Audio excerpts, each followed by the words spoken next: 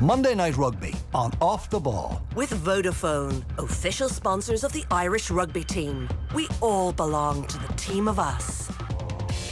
You're very welcome along to Monday Night Rugby, and despite all the chaos and all the disruption, we did have plenty of action from an Irish perspective over the course of the Heineken Champions Cup weekend. Ulster got things underway on Friday night. They beat Northampton on a 27 points to 22 scoreline. Then on Saturday night, Munster weren't quite at the same level as they were in Coventry 6 days previous, but they did beat Castres at Thomond Park on a 19 points to 13 scoreline. And then yesterday, Connacht got a losing bonus point at Welford Road. They were beaten 29-23 by Leicester. Gerry Thornley, rugby correspondent with the Irish Times, is with us. Good evening, Gerry. Good evening, Owen. How are you? Yeah, very well. And we've also got Fiona Hayes, former Ireland international, on the line. How are you, Fiona? Oh, and I'm not too bad. Hope you're doing well. Yeah, all good here. So, Gerry, you might just get this out of the way at the start. The COVID chaos that's still feeding into this week a little bit. The state of play, I guess, after the weekend now is that we're 16 games through a season that was due to have 24 games played at this point, a European season, obviously. I mean, on that front, you had the games between the English and the French teams postponed as opposed to cancelled. Then you have the Leinster situation, which is them set to appeal the decision to give Montpellier, obviously, the 28 points to nil walkover. And then you've just got this whole array of unavailable weekends where these games could potentially be played in the new year. So, in short, I guess, Gerry, how do you see this thing playing out over the next little while? Nobody can predict anything, how anything's going to play out. It's so volatile. Like, who would have known on Thursday that Leinster's game was going to get called off, or on Friday that all the other games involving the French and UK sides playing against each other were all going to be postponed. I think as things stand, it hinges to a large degree on whether the rounds 3 and 4 can be played in January. We remember a year ago, they were all cancelled en bloc and it went straight pretty much to a knockout stage.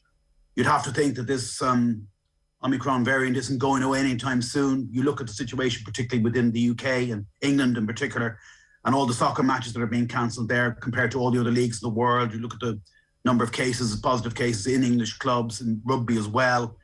And you'd have to wonder, is this going to even increase throughout the course of the festive period and into January? Word is there's going to be more lockdown restrictions introduced in England after Christmas. So I think it's the tournament is in a very precarious state given this new very transmissible wave, and also because it's just stuck in the middle of a winter, and I think that it paid the price of being so close to Christmas. I think that was a factor in some of the postponements and the decisions were taken last week. If by some miracle they get rounds 3 and 4 played, then yes, it can proceed as scheduled with a round of 16 two-legged affair in the second and third weekends in April. If there's mass cancellations or postponements again, then I think Plan Z comes into operation. They're going to have to rejig the tournament. The only scope they have for freeing up a weekend on is in that second weekend, the 8th, 9th, 10th of April, which was due to be the first legs of the last of 16 matches. If they go to the last 16 as a straight knockout, that free up one weekend, potentially, worst case scenario, they could just decide to throw 24 names in a hat, have 8 knockout ties, the 8 winners go through to the 8 teams that are given byes, and you have a round of 16, and then on to the quarterfinal, semi-final and final. But I think every effort will have to be made to save the tournament, because you don't want a blank year when there's no winner. And, you know, there's broadcasting deals with BT Sport, Bain Sport, Channel 4, Virgin, and others that, you know, they will desperately want to honour as well. So I think that the tournament hangs very precariously, but I do think somehow it will be completed, as it was last season when it was given very little hope at one stage as well, if you remember.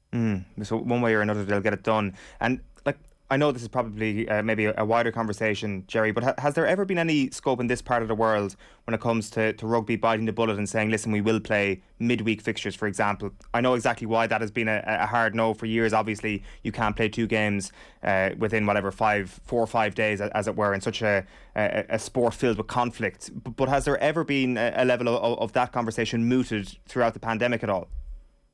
Not really, no. I've been one of the first to even suggest that to me own. I thought it was funny, I was thinking about that today. Could you squeeze in all the postponed fixtures into a midweek schedule? But that would take agreement from 3 different leagues and whatever number of clubs involved.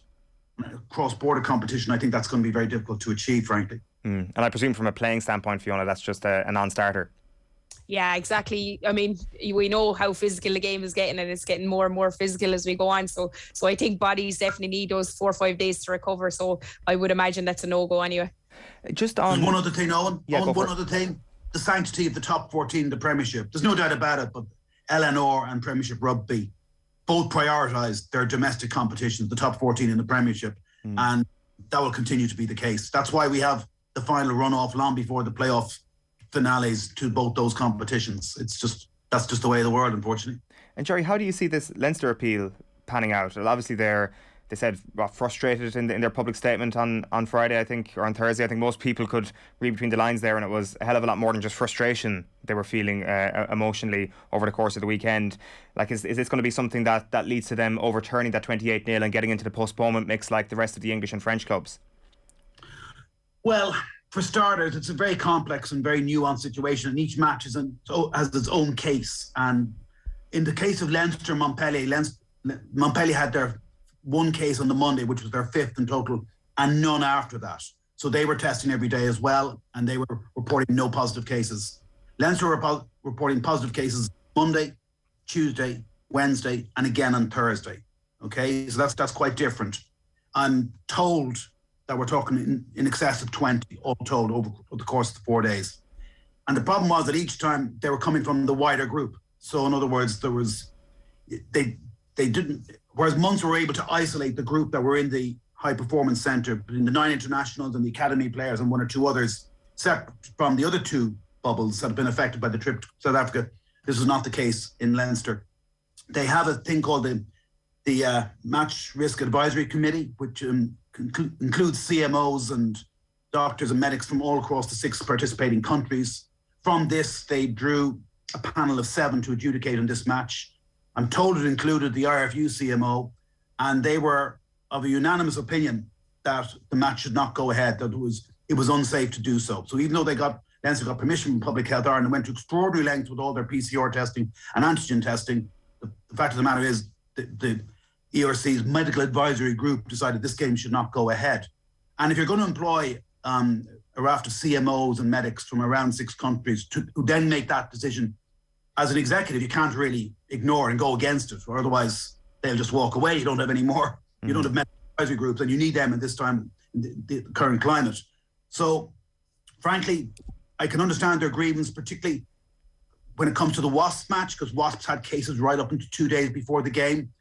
There are nuanced differences in that Public Health in England said it was okay for this game to go ahead, whereas Public Health Ireland said it was okay for Leinster to travel. It's a nuanced difference, and it was a day earlier, and their round of PCR testing the day before the game showed only 2 positive cases in Wasps, and both were players who were not within the wider group. I think they must have been injured or something like that. Right.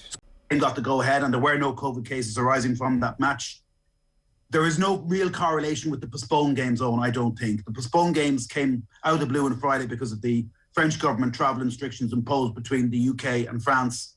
So therefore, they couldn't very well award 28-0 walkover wins, this blunt instrument they use. In the case of the postponed games, they just had to postpone 5 Champions Cup games and 2 Challenge Cup games. I don't see what alternative they had. Whether they ever get to replay them is unlikely. Maybe if rounds 3 and 4 are completed, they can do what I said earlier and run them off in that second weekend of April. So, frankly, I don't think they've really much hope of getting this overturned. All participating clubs and all 3 leagues signed up to the regulations that are in place, and that includes Leinster. A verdict, however unpalatable that is to them, has been made, and I just don't see how that's going to be reversed. They are the rules. It is unfair. It was unfair in Toulon when they pitched up in Dublin last year, if you remember, for the last 16 to against Leinster, and they were told to go home. Leinster were getting a walkover. There wasn't as much, understandably, tears shed for Toulon then. I think while there's some sympathy in France, I can't imagine Montpellier would be of a mind to have the game played when they've already been awarded a walkover. Put yourselves in their position. But most of all, I just don't think that EPCR can go against the advice of their own medical panel. I just don't see how they can do that. Yeah, so it doesn't look good from Leinster's perspective then if they're going to try and hope for a replayed fixture on that front. Just to tell you that Rugby and Off the Ball is with thanks to Vodafone, official sponsors of the Irish rugby team of us, everyone in.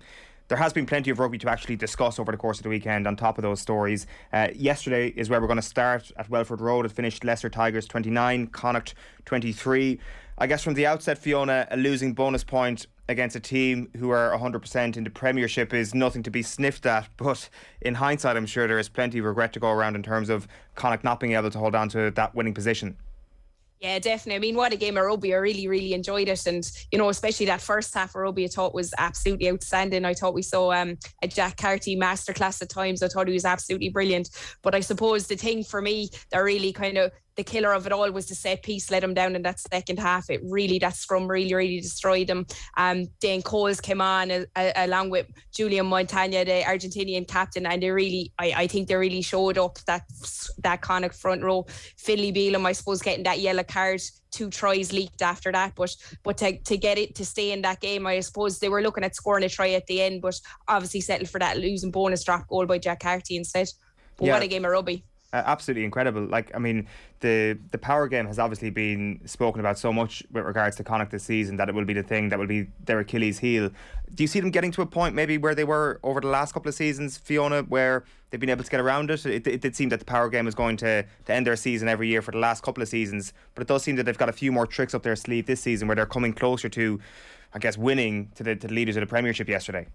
Yeah, definitely. I mean, it's obviously they don't want to be playing inside those areas, but I thought this season in watching them, their ball carriers in their pack and stuff like that, they have been quite explosive runners. You know, their set piece, their line out has been quite good at times. Their scrum hasn't been showing up that much, I suppose, but it was definitely this game where I saw a massive weakness. I mean, we're looking at Finlay Bealham.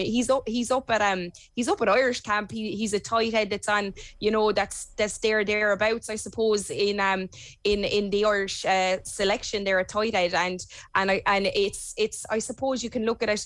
Was there a bit of, you know, he's going to say he wasn't 100% wrong in certain situations, but there were definitely, I think it was definitely a few tweaks needs to be done in his situation, in his stands and stuff like that. I thought he was caught a little bit high at times, but for me, other than the big ball carrying game is where it's at, but I thought they've improved themselves around that area. Obviously, we love their expansive game, but just tightening up that scrum, I think, is massive.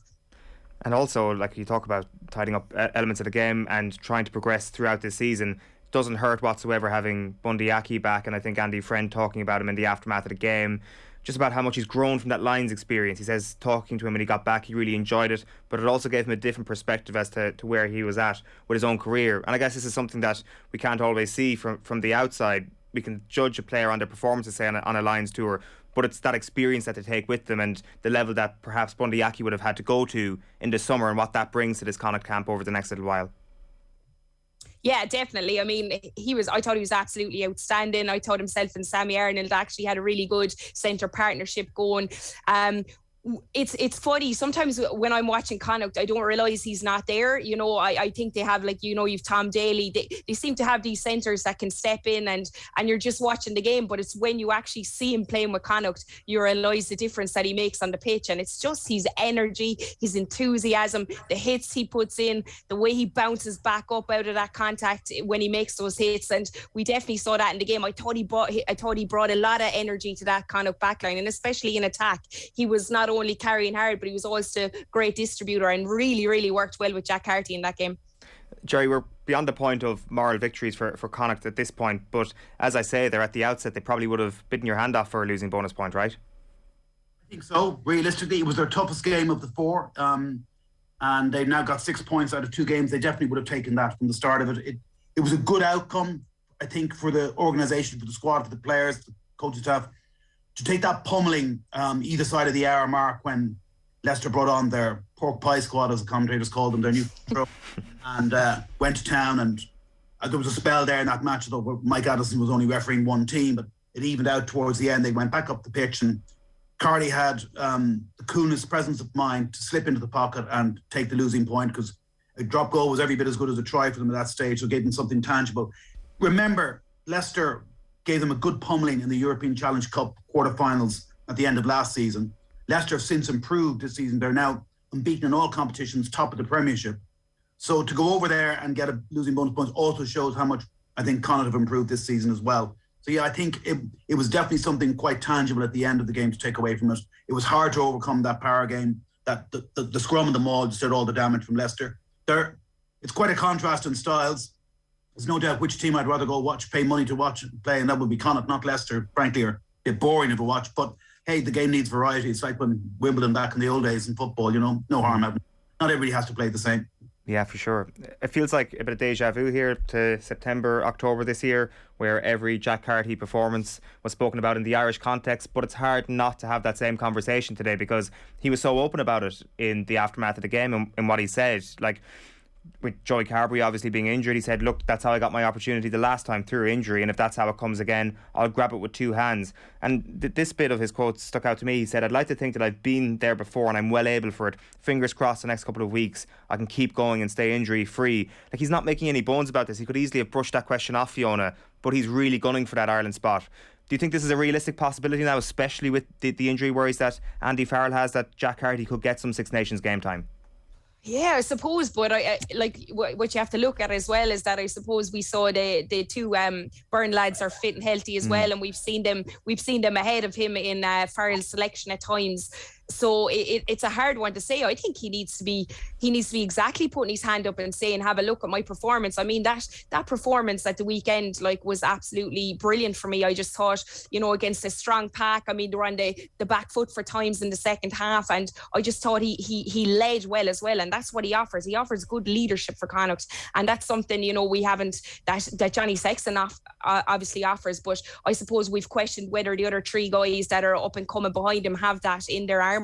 Jack Carty certainly is starting to show that, and I think he definitely has to be in Andy Farrell's thoughts at some stage if he keeps those performances up. Ulster will be a big game for him against Billy Burns if we get to see that match up away in Kingspan, and if he can have some level the same performance, I think he's definitely putting his hand up for a go up at camp anyway to Six Nations. I'm not sure about maybe starting on or getting on that a game day panel, but he definitely needs to be given a shot and brought up to camp and shown what he can do up there. He did also say that the Champions Cup is the closest thing to test level in a Connacht shirt, Gerry. So could what he did yesterday persuade Andy Farrell more than anything he did in the URC at the start of the season?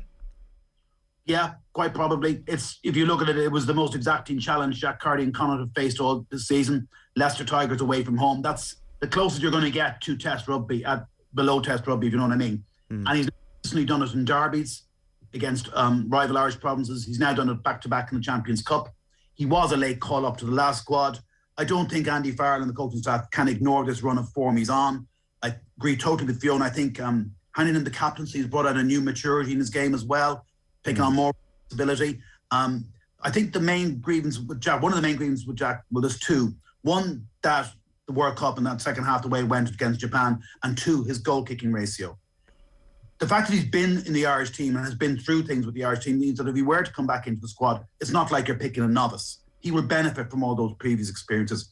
Out half, we've often spoken this show before, it's not like every out half is a Dan Carter or a Johnny Wilkinson and they break through at 19 years of age and then just have this upward graph bar injuries for the rest of their career. Like, it's a position that, you have to serve your time in. Rog has often argued more so than any other position. The fact that he signed a 3-year deal was a real statement of intent that he wants to get back in the Irish team, because there has been interest from French clubs before, I know that. And again, taking up the captaincy. He's got as good an attacking kicking game as any player in Irish rugby at the moment. Short kicks, angle kicks, wiper kicks, 50-22s. He's got a ridiculously skillful kicking game. You can see why he was a Republic of Ireland football under-15 international. He can take it close to the line. He's a brave defender. I just think, about the goal-kicking ratio, he suffers for the fact that he plays in the sports ground. Antic. Any out-half goal-kicking ratio is going to suffer slightly as a result of that. But if you put him on a nice dry day in the sports ground or anywhere else, you can see that he's still a very accomplished goal kicker. So I think for him to be ignored, I'd be very surprised if he doesn't make the Six Nations squad. Particularly as there has to be a little bit of a doubt about Joey Carberry, so unlucky to get that fractured elbow last time out. That makes him touch and go for the start of the Six Nations. He's the form out half, certainly behind Johnny Sexton this season in Irish rugby. So, yeah, I think he has to be included personally. Let's go back through some of the other games over the course of the weekend. We'll go back one day to Munster 19, Cash 13. I know you were writing on this game, Gerry. You were covering it. Did the Thomond crowd approve of this workmanlike performance? I'd have to ask them.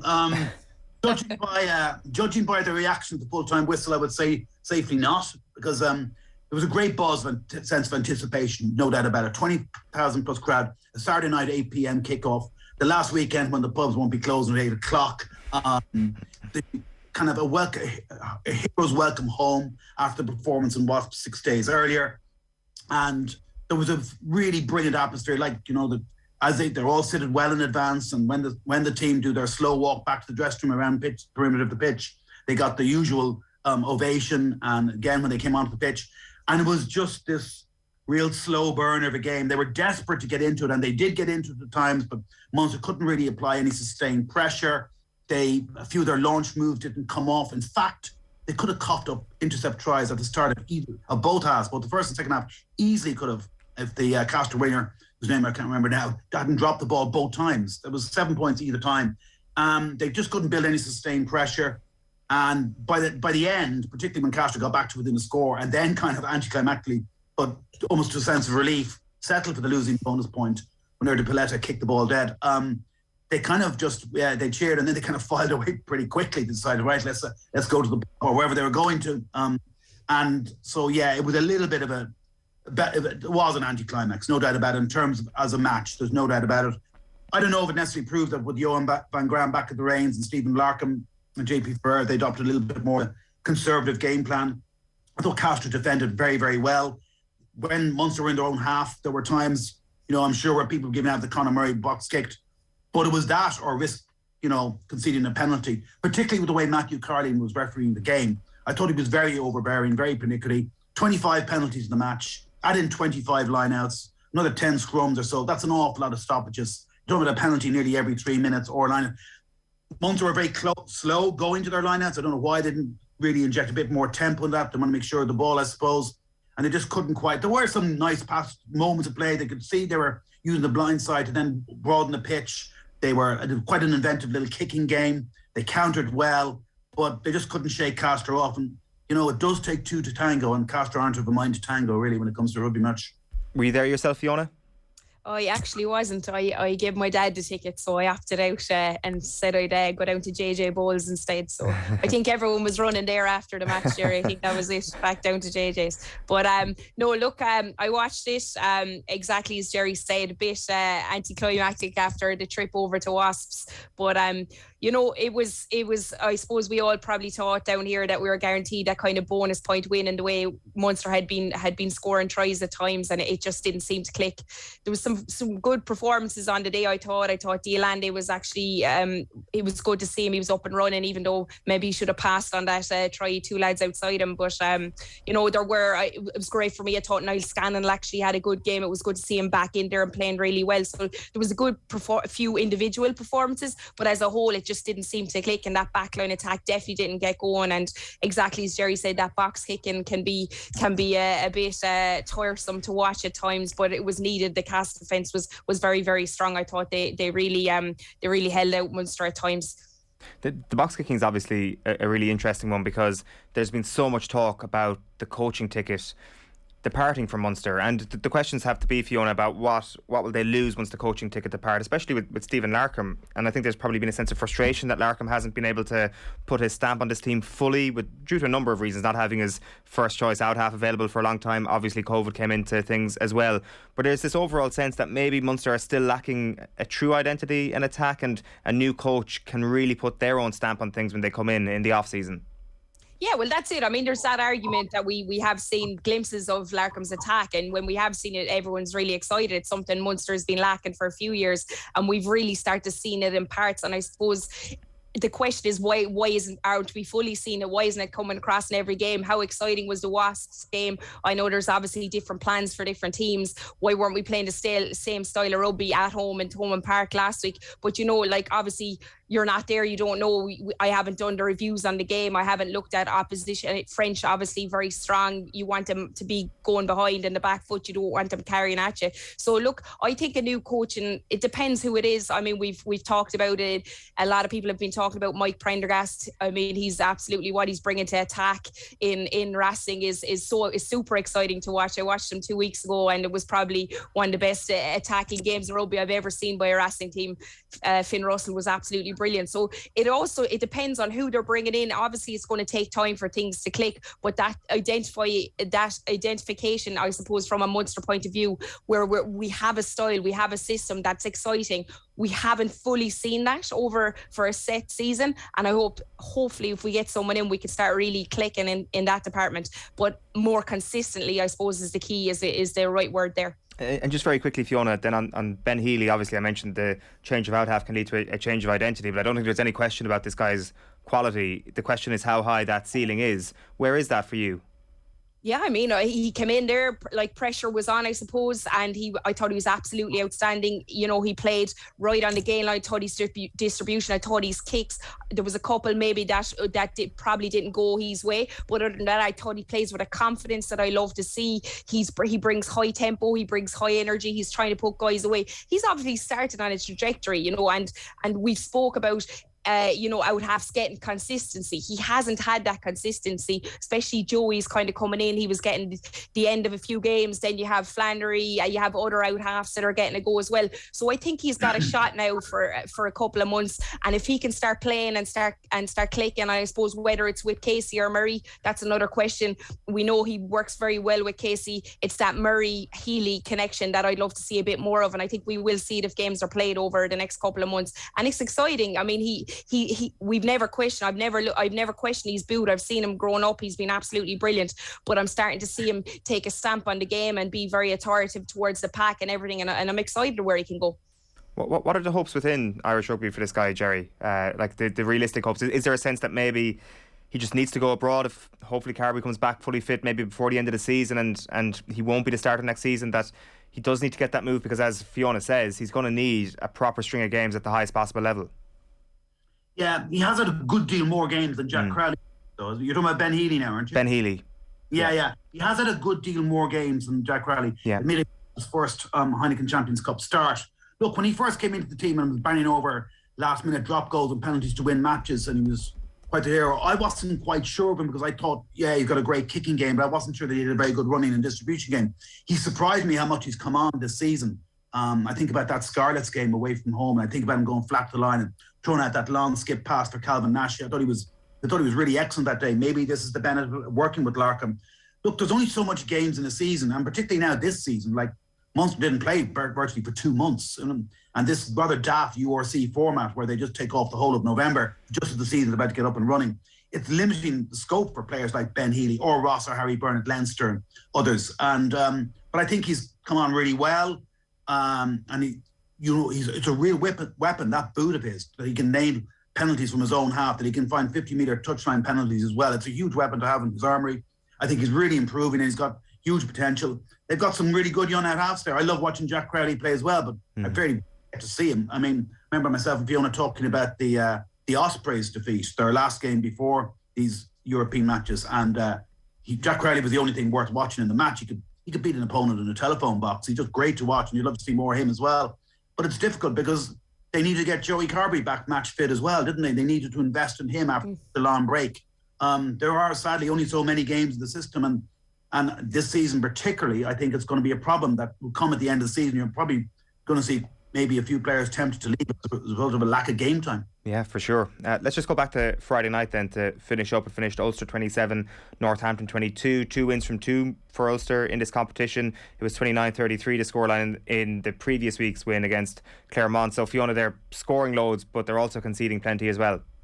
Yeah, they're definitely scoring some nice tries. I mean, that McElroy try was absolutely great to watch. Little kick through by Hume, and their attacking mode. I think Hume and McCluskey in the centre are really creative together. I'm actually really enjoying their attack. But I suppose looking back at that Northampton game for the last 20 minutes, they absolutely leaked a couple of tries that were really unnecessary defensively. It was almost, for me, that they almost kind of fell asleep at times. I suppose it was a high intense game for them, but to be honest with you, Northampton in general, I suppose, aren't up there in the top ranked teams, I suppose, playing in the Premiership at the minute. So I would have expected a bonus point win from Ulster, but defensively, I think they're definitely, but near the end of games, I think they're definitely conceding, whether that's the changes that are coming onto the pitch or they're just tuning out. The last 20 minutes, they were like a different team than started in the first half, especially. I guess the stereotype of Ulster has been the backs have been amazing, and you look at that back three on Friday: Gilroy, Lowry, Ethan McElroy, and then Balakoon and Stockdale obviously injured at the moment. What can they do up front? It's not bad when you bring Dwayne Vermeulen into things, and obviously got his first 80 minutes as an Ulster player on Friday. How did he do in your view, Fiona? Yeah, I thought he had a good game. I thought the back row Nick Timoney was quite excellent as well. He's another guy that's consistently putting in performances week in, week out. Vermeulen, to me, he wasn't his usual self. He obviously didn't. Northampton, I suppose he was a marked man. I thought he didn't get as much space in his ball carries. They were doubling up tackles on him. And I suppose that left more room for Timoney to put in a massive shift. And I thought he was absolutely excellent in his carries and everything.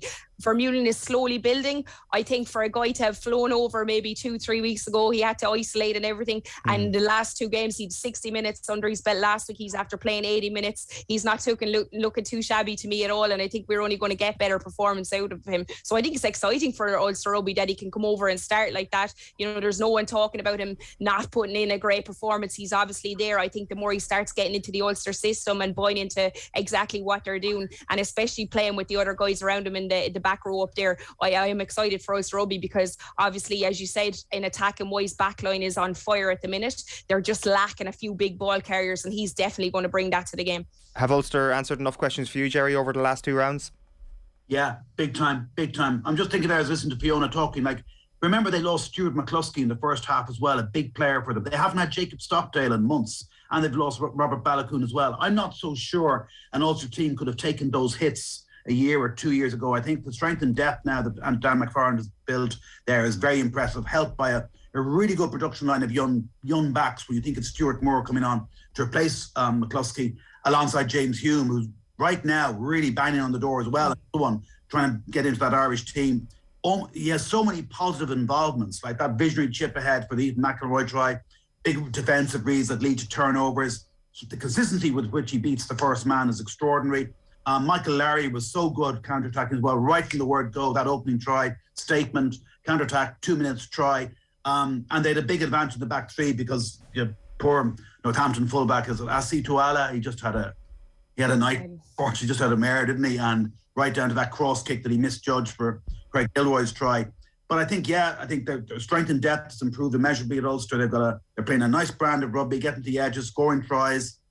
They just couldn't quite shake Northampton off. It was bizarre, because at one point they led by 3-0 and was still a one-score game, because unusually for them, their exits are normally excellent with John Cooney's box kicking, but they just couldn't exit well for some reason off kickoffs, and they were giving away very silly, cheap penalties, and just kept Northampton in touch when they'd no right to be.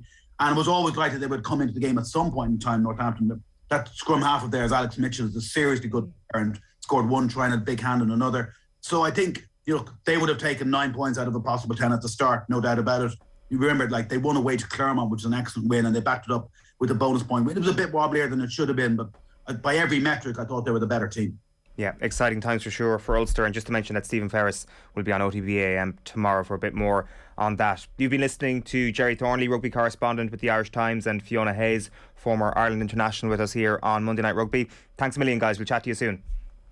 Thanks. Cheers, Owen. See you. Monday Night Rugby on Off the Ball. With Vodafone, official sponsors of the Irish rugby team. We all belong to the team of us.